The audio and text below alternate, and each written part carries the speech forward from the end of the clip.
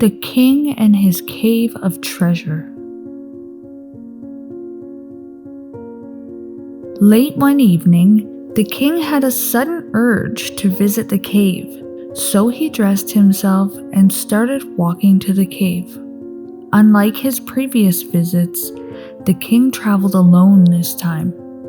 Once he arrived at the cave, he went inside and sat there lusting for more gold, much like his countless visits prior. However, this time the minister happened to come by on his daily rounds and saw that the cave was open.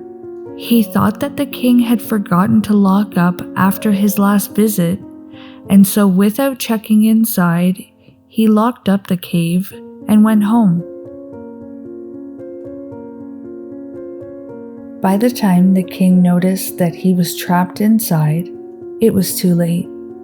There was nobody around to notify the minister, and because he was so reclusive, it wasn't all that unusual for the king to not be seen for days or weeks at a time.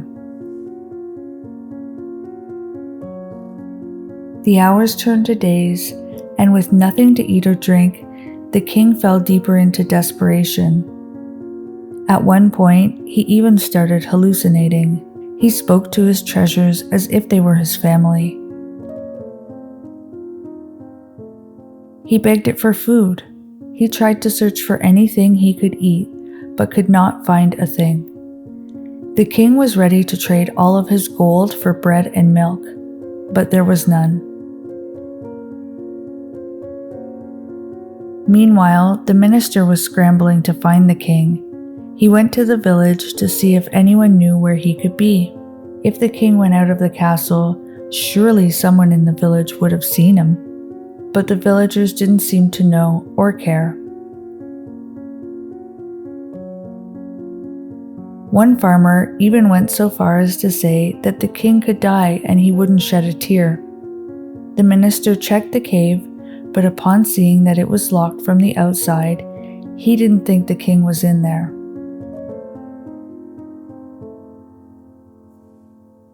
Just as the king was about to take his last breath, he realized that all of his treasure had gained him nothing, but cost him everything. He came to regret every decision he had made and vowed to do better in his next life.